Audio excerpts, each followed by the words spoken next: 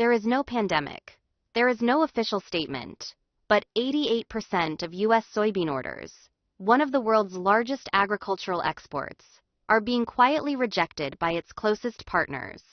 Meanwhile, Canada, with its non-GMO, clean and transparently traceable soybeans, is quietly raking in billions of dollars from Japan, Europe, and South Korea. Is it possible that what America is losing is not technology, not productivity, but the trust of those friends who once believed in it the most?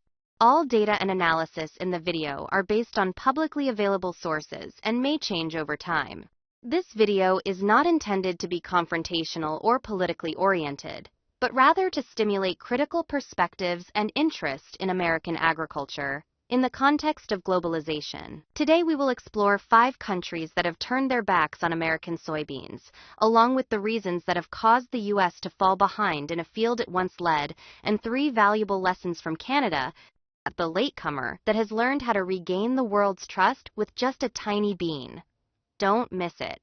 For nearly 3 decades, Japan was a great friend in a loyal market for American agricultural products, and soybeans, the simplest agricultural product, were once considered a cultural bridge between the 2 countries. However, by 2025, something unprecedented happened. 70% of soybean import contracts from the U.S. were cut, something that no farmer could have ever imagined. Japanese partners are collectively shifting direction to a place where Americans once confidently believed they always excelled. Canada, a country they consider more honest, transparent, and trustworthy. A brief statement from the Japanese Ministry of Agriculture has shocked the American export community. American soybeans no longer meet the hygiene and quality standards that Japanese consumers expect. A Tokyo resident in an interview said, "My family has switched to using Canadian soybeans. We don't want to eat something that even Americans are suspicious of." From a loyal customer, Japan has now turned its back. Not because the U.S. doesn't have products, but because Japanese consumers no longer trust the way America produces food. They choose clean things they can trace from farm to table, and Canada gives them that. And the United States, still chasing production, low prices, and trust, keeps falling apart. What do you think when a country that has imported American soybeans for 30 years suddenly declares, "We want clean soybeans. We no longer want American soybeans"? Is it their fault, or a sign that America has forgotten it was once the world's food model, and Japan is just the first name on the list? The next name will surprise you even more: European Union. If Japan is a distant friend turning back in regret, then Europe is a cold, hard statement. Not necessarily because they no longer like American soybeans, but because they do not accept soybeans grown with chemicals that they have long banned. In 2024, the European Union officially raised the standards for pesticide residues, specifically banning glyphosate, the key active ingredient in the American soybean industry. For Americans, glyphosate is a production tool, but for Europe, it is classified as a Group 2A carcinogen and is not permitted for use in more than 25 countries worldwide. A representative of Carrefour, a major retail store in France, stated, "Our consumers do not want genetically modified soybeans, and we no longer import from the U.S." While American farmers are forced to use GMO seeds to meet contracts, Canadian farmers are financially supported to switch to native non-GMO varieties. One side has to chase quantity, one side is paid for quality. One side prioritizes health while the other prioritizes interest rates. The European Union does not reject America. They only reject the soybeans that are no longer like before. The soybeans that our ancestors used to proudly cultivate from the fertile soil.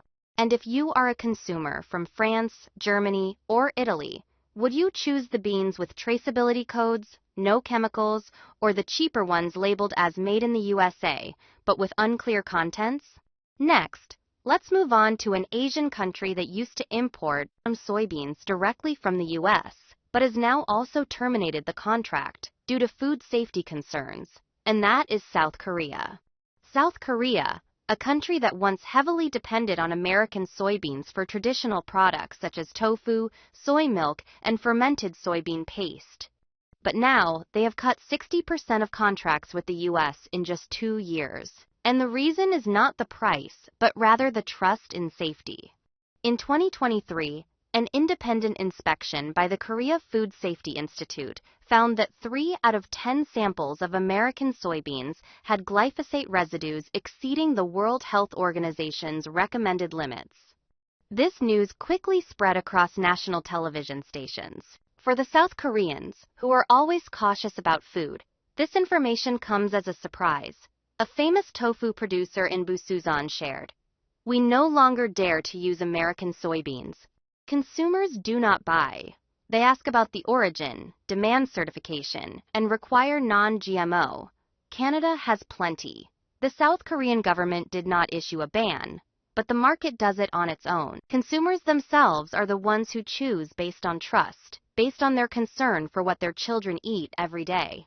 When a developed country like South Korea, which used to buy hundreds of thousands of tons of soybeans each year from the US, now willingly spends more to import clean soybeans from Canada, we must ask the question, are they turning their back on American soybeans or on the current agricultural practices of the US?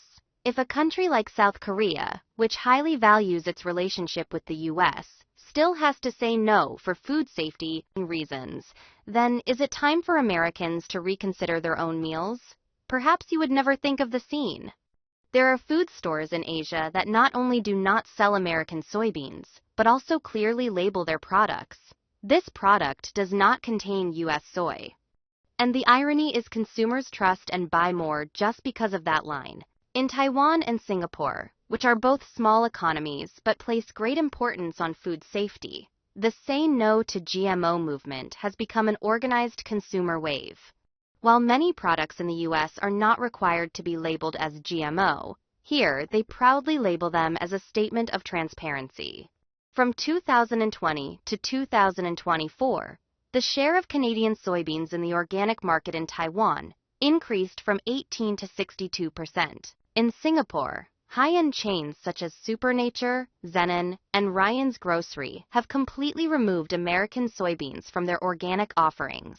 After all, since when did the name America, once a symbol of food safety, become something people avoid right from the packaging? Since when did the phrase "No American beans" help sell products better? In the past, people wanted everything from America. Now, there are places that are proud to have nothing from America at all. Have we gone too far down the path of food industrialization and lost the most fundamental thing, consumer trust?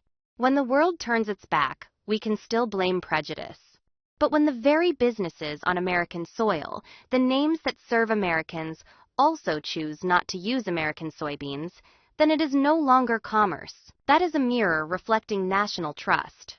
In American supermarkets, many organic product sections have packaging that reads non-GMO soy sourced from Ontario, Canada. It's not Canada advertising, but the American brands themselves choosing to print that information.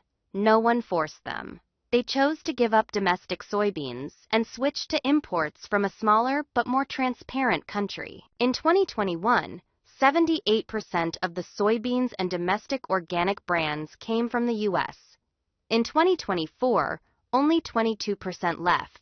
The rest Canada, accounting for 65%, with the remainder from Europe and Australia. What on earth is going on? Why are American companies selling to Americans losing faith in their own domestic supply chains?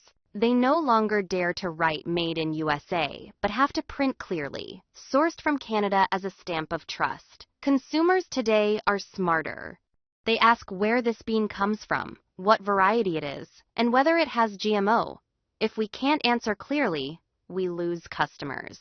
It's hard to believe a country like the United States, once a leader in global agriculture, is now being rejected by its own organic sections in supermarkets. And what breaks people's hearts the most perhaps is not the economic issue, but it's the faith in oneself that has also begun to waver. And if American companies themselves no longer use American soybeans, then who can we blame when the world turns its back? When the world turns its back, when the longtime friend no longer calls, and when even your own family no longer wants to use what you have made, we are forced to ask the big question: What has really happened to American soybeans? There are at least 7 core reasons that have made American soybeans something the whole world no longer wants to touch. And the sadder part, many of them stem from our own choices. We start with the most terrifying reason, something that America once believed was its strength. But now it is the very reason the world rejects us. Since the late 1990s, America has proudly been a pioneer in agricultural technology. We breed GMO soybeans to resist weeds, increase yield, and reduce costs. And now 94% of the soybeans grown in the U.S. are GMO. But while we proudly think we are leading, the world has changed direction. Europe bans GMOs. Japan turns its back. South Korea, Singapore, Canada, all are shifting to prioritize non-GMO, organic, and transparency. And they don't want artificial seeds. They want real beans to be grown in real soil in a real way. An American farmer shared, "We have no other choice. The seed distribution company only sells GMOs. If you don't plant, you don't have a contract." But now, no one buys even when the yield is high. A statistical data shows in Japan, 84% of consumers reject GMO foods. In Germany, 72% choose products labeled non-GMO. In Singapore, 68% of people are willing to pay 20 to 30% more for Canadian soybeans. The numbers make us question if global consumers themselves do not want to eat genetically modified soybeans. And if American farmers no longer trust what they grow, then who really still believes that GMO is the future? The world today doesn't just need clean soybeans. They need to know exactly where each soybean comes from, who grew it, what was used to grow it, and whether it has passed inspection. But American soybeans, with all the pride of an agricultural superpower, cannot answer even the simplest questions. Recently, a container was rejected at the port of Hamburg for the following reasons: lack of traceability records, no non-GMO certification, and no chemical residue analysis results. On the contrary, a container of soybeans from Canada passes through without needing to be rechecked. Just by scanning the QR code, European customers can clearly see all the information, such as which farm it was grown on, what fertilizers were used, whether there are pesticide residues, and the entire transportation journey to the destination. That is transparency. That's why they chose Canada. An importing partner in Germany expressed, "We cannot sell something when we ourselves do not even know where it comes from." Canada provides data while the US just sends the goods and says, "Trust me." Maybe you don't need a QR code to know how your cabbage is grown. But when you sell products to the world, especially to Europe, Japan, and Australia, if you can't prove every step, you won't be allowed in. The whole world is demanding transparency, and we, on the other hand, seem to be hiding it, and that's why our beans are blocked right at the border. Not because of quality, but because we can't prove anything about them. Do you think that a country like the United States, with all its modern technology, cannot show the world how it grows beans? Or is there something we don't want them to know? There is a little-known truth. They provide the seeds. They sell fertilizers suitable for the seeds, and they regulate which herbicides are permitted for use. And if the farmers do not comply, replant the old varieties, or sell outside the contract, they may be sued.